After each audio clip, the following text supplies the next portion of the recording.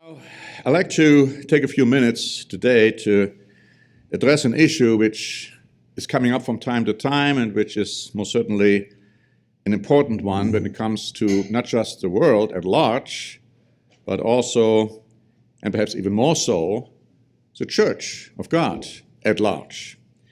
In a moment you will see what I am trying to get at, but I want to start with update number 1046, which you should all have received. It has an editorial by the one person whom you have just seen doing the song service, the hymnal service, Michael Link. He wrote about the parable of the talents. And so he has some interesting points which he brings out. And of course, he also points out the importance that we use our talents, which we have been given, physical talents, and of course also spiritual talents. The current events go into many different things. I'd just like to highlight the accusations by Boris Johnson against France, Germany, and Italy pertaining to Ukraine. And frankly, looking at the events, I have no reason to doubt that what Mr. Johnson is saying now is correct. In fact, in the next update, we will have some lengthy articles about something which just happened on Friday. It shows the rift. It shows the situation between the United States of America and Europe reaching a point where I believe prophecy is being fulfilled or in the process of being fulfilled. And I don't want to go too much into this now because I intend to give a standing watch and an auf Posten stehen about that, because it is so critically important that we understand and know what is happening. Of course, we did have a new standing watch. Of course, it goes first into the mass murder in Colorado Springs, but it was just the introduction, if you please, for something which I really wanted to get across. And in the subscription or the concept as to what we have been talking about, the summary, we are asking the question, could our society's approach towards violence have any role to play? And what does God tell us what the only true solution is? Now, this issue is plaguing us from time to time, and of course, after the mass shooting in Colorado, there was another one at a Walmart store. Apparently a disgruntled employee, perhaps a manager, shot several people before he killed himself. And so you hear these episodes time and again. Of course, you don't need firearms. I mean, you have the situation in Idaho where somebody is just taking a knife and killing several students. But, violence is something which we are so much introduced to that it doesn't look like we are giving it a second thought. Now, I like to go back to the time in the Worldwide Church of God when I was giving speeches in Spokesman Club, in Graduate Club here at Ambassador College. And I gave several speeches attacking war. In fact, my attack speech was an attack on war. But I also gave a speech about whether church members will fight in war. And I pointed out that in the book of Revelation, there are, of course, 7 church eras listed. The last one, the Laodicean era, seems to very strongly suggest that church members will actually and literally fight in war. I said that at the time when Mr. Armstrong was still alive, and I was quite attacked in the evaluation. Oh, what are you talking about? Church members would never pick up a gun, would never pick up a weapon to fight against others. Are you saying that is going to happen? And I just said, yes, that's what I'm saying. Of course, Mr. Armstrong died. A new administration took over. And one of the first things the new administration was doing was claiming that there are righteous wars and that we as Christians even have a duty in certain circumstances to fight in war. And World War II was always given as an example, like an American had the duty to fight against the forces of evil in Germany. So now it's not so much a surprise anymore that many people, I hope not too many, are feeling like war under certain circumstances is justified. Violence under certain circumstances is justified. I was not surprised that I got a response to the Standing Watch program by somebody claiming to be in the church, saying it doesn't agree with what I was saying, because yes, you have to pick up a weapon. You have to fight against when you're being attacked. You have to participate in a preemptive war, and so on. It goes, and I talked to him a little bit via email about his wrong approach, and also reminded him that Mr. Armstrong very clearly taught the opposite. Now, most people in the church apparently don't even know this. Mr. Armstrong wrote a booklet, Military Service and War. And of course, we in the legal department used that quite a bit when we had to defend those who were filing for conscientious objection. And in the booklet, he said very clearly, David sinned when he fought in war. Israel sinned when they fought in war. We, of course, today would sin when we pick up a weapon, a sword, to fight against others. Now, in this one speech I talked about, I quoted that particular statement of Mr. Armstrong in his booklet, and people didn't know anything about it. They had no clue that Mr. Armstrong has ever written that. But I still have copies of that booklet in case you wonder. That was a clear-cut teaching by Mr. Armstrong in the Worldwide Church of God, but then there were some, including some evangelists, who had already under him a different approach, writing things which were not in conformity with what the official church teaching was. And so it's not a surprise that even when Mr. Armstrong was still alive, one group which had separated from the Worldwide Church of God was already preaching and teaching that it is a duty of a Christian to fight in war. A group which claims to be part of the body of Christ. And today they're going to be more, and they're going to be more, and they're going to be more. And so it is extremely important that we get that straight in our minds. There's never, ever the justification for anyone to fight in war fought by human beings, that is, under any circumstance. Unless we totally and clearly understand that, we will have violence, and violence will increase, and violence breeds more violence, and war breeds more war. Why is it that in the millennium, when Jesus Christ is ruling this earth, people will not want to learn war anymore? They will take their weapons and change them into tools of agriculture, useful tools. Why is that? If there's nothing wrong with fighting in war. Well, it has to come from the Spirit, as I say in the Standing Watch program, when we want to save the flesh and when we want to understand that our whole approach towards society, towards war is wrong. Unless we understand that, we'll have war. We'll have more and more incidents like this. And then we say, oh, we have to meet this violence with more violence. And people come up with all kinds of solutions as to what to do and what not to do. And none of that is the right solution. None of that is the right choice. So I wanted to bring that up insofar as the Standing Watch program is concerned. But then I also want to bring up some other things. Because I'm not saying now that this is what's going to happen. But I'm saying now that this could happen.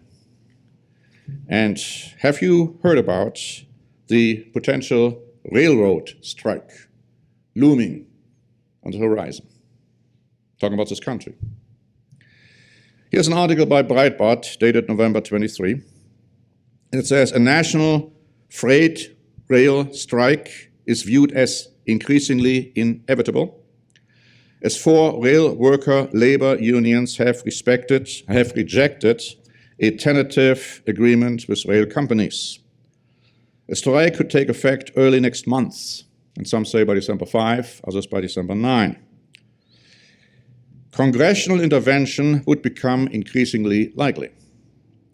The article goes on to say that rail companies have estimated that some $2 billion daily, now figure that amount, $2 billion daily, would bleed from the American economy during a strike. Railroads haul about 40% of the nation's freight each year. If a strike drags on for a month, some 700,000 jobs would be lost. 467,000 additional trucks a day would be needed to handle everything railroad deliver. PBS and the Associated Press wrote on November 22. Many businesses only have a few days' worth of raw materials and space for finished goods. Makers of food, fuel, cars, and chemicals would all feel the squeeze, as would their customers. That's not to mention the commuters who would be left stranded because many passenger railroads use tracks owned by the freight railroads. Chemical manufacturers and refineries will be some of the first businesses affected because railroads will stop shipping hazardous chemicals about a week before the strike deadline to ensure that no tank cars filled with dangerous liquids wind up stranded. Not a surprise, consumers will also pay more for gasoline if refineries shut down, either because they can't get the ingredients they need to make fuel or because railroads aren't available to haul away byproducts like sulfur. It would take about a week for customers to notice shortages of things like cereal, peanut butter, and beer at the grocery store, and others then add barley and other finished products.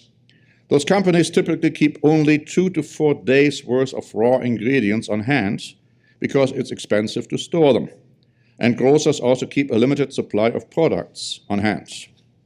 Any disruption in rail service could threaten the health of chickens and pigs, which depend on trains to deliver their feed and contribute to higher meat prices. A rail strike would hit pork and chicken. Let me read this again. A real strike now would hit pork and chicken producers in the southern U.S. hardest because their local supply of corn and soybeans from the year's harvest is likely exhausted, and they'd have to ship feed by truck, dramatically increasing costs. Shippers like FedEx and UPS use rail cars that hold roughly 2,000 packages to each car. And then it says, drivers are already paying record prices and often waiting months for new vehicles because of the production problems in the auto industry related to the shortage of computer chips in recent years. That would only get worse if there is a rail strike, because roughly 75% of all new vehicles begin their journey from factories to dealerships on the railroads. Trains deliver some 2,000 carloads a day filled with vehicles. I'm reading this just to show you how everything is connected. Even a railroad strike could bring this country to an absolute economic disaster unless Congress intervenes, which they have done, as I will tell you in a moment. But that poses all kinds of problems too. The Prospect wrote on November 23, Congress could end talk about strikes and worker lockouts by passing a joint resolution under the Railway Labor Act of 1926, which is then sent to President Biden's desk. If he signs, the resolution could force workers to accept the contract approved by the Presidential Emergency Board, the board set up by the President to mandate and mediate the dispute. If that happens, it would run counter, and here we go, to Biden's repeated commitment to being the most pro-union administration in American history. Earlier this month, Labor Secretary Marty Walsh said that without an approved contract, he expected Congress to step in. The Prospect also reached out to Speaker Nancy Pelosi, Majority Whip Jim Clyburn, Senate Leader Chuck Schumer, and Senator Bernie Sanders, and the White House for comment on whether or not Congress would intervene between collective bargaining negotiations. Schumer's office said they did not have a statement ready at the moment. Meanwhile, the others didn't respond. But especially Bernie Sanders had mentioned in the past that he absolutely wants the labor unions to work out a deal for their workers. Now, let's go back to history. I had to look at that myself. Didn't know too much about it, but I thought the following is quite interesting. Because did we have railroad strikes before? We sure did. It says, the Great Railroad Strike of 1877 led to John Carroll's order to the National Guard to put down the strike. Baltimoreans attacked the troops. Street battles between the striking workers and the Maryland militia left 10 dead and 25 wounded. By the end of August 1877, the strike had ended primarily due to federal government intervention, the use of state militias, and the employment of strike breakers by the Baltimore and Ohio Railroad Company. Now, this was 1877. Let's go to 1922. Launched on July 1, 1922, by 7 of the 16 railroad labor organizations in existence at the time, the strike continued into the month of August before collapsing. A sweeping judicial injunction by Judge James Herbert Wilkinson effectively brought the strike to an end on September 1, 1922. Now, then we go to 1992. This is now after this Railway Labor Act of 1926 was enacted. So what happened in 1992? That strike lasted 2 days before Congress intervened. The Los Angeles Times reported at that time on June 26, 1992. Congress and the White House moved with rare speed Thursday night to end a crippling 2-day nationwide rail shutdown that already had begun to threaten the economy by forcing layoffs at coal mines and auto assembly plants. The House and Senate passed emergency legislation barring strikes and lockouts by large margins. Bush, the old ancient Mr. Bush Sr., signed the legislation early today. Many lawmakers objected strongly that the action was anti-labor, but anxiety about the impact of a prolonged stoppage on the still fragile economy overrode those concerns. That was 1992. Today, it's much worse. Our economy is already pretty much hitting bottom. So, 3 questions. Are they going to still able to come to a good solution regarding how to do this and how to deal with the whole situation? It doesn't appear that way. It doesn't appear that the labor unions will actually approve the contract which was given to them, the proposal by Mr. Biden. So the second one, if nothing happens, we have a full-fledged strike which will have terrible consequences for the economy.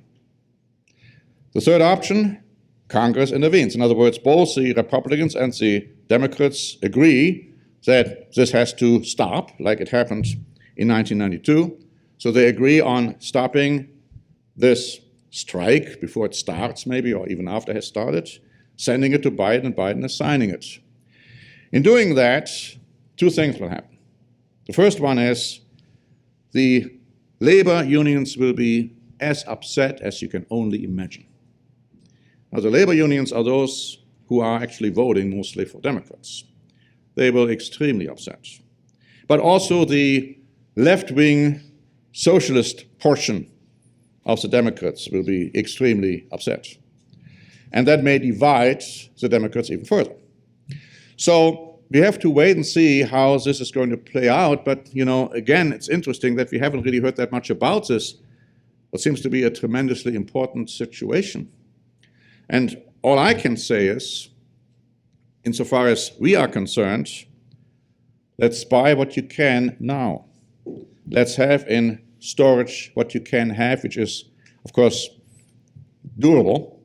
Make sure, like you have in case of an earthquake or in case of a power outage, you have stuff in your home, because who is to say what is going to happen comes December 5 or December 9, whatever the deadline will be. There could be all kinds of repercussions. There could be turmoil, like it happened in 1877, or it could be an intervention by Congress, which will not make many Americans very happy. At the same time, they say, oh, well, they have to do something because, we cannot allow the economy to go down even further. So it's quite an interesting situation. So you might want to pay attention to that, and you may do whatever precautions you can do to do something about it. Going back, not when it comes to the negotiations, when it comes to your own personal private life, making sure that you have enough in your home, so that you have something to eat, something to drink, if that should happen. Going back to the update and the other articles on the current events, I'm not going to go too much into those. You can read them for yourself. But there is something in there about what Israel is planning of doing. And yesterday, again, this was enlarged in that this one guy, whom nobody outside Israel seems to like too much, was now made the Minister of Security, who is in charge of the police, who is in charge of the Temple Mount. And it's going to be up to him what he is going to do when the Jews will want to pray on the Temple Mount. He's one who is supporting this. And as we said in a recent Standing Watch program, he is the one who supports the building of the Third Temple.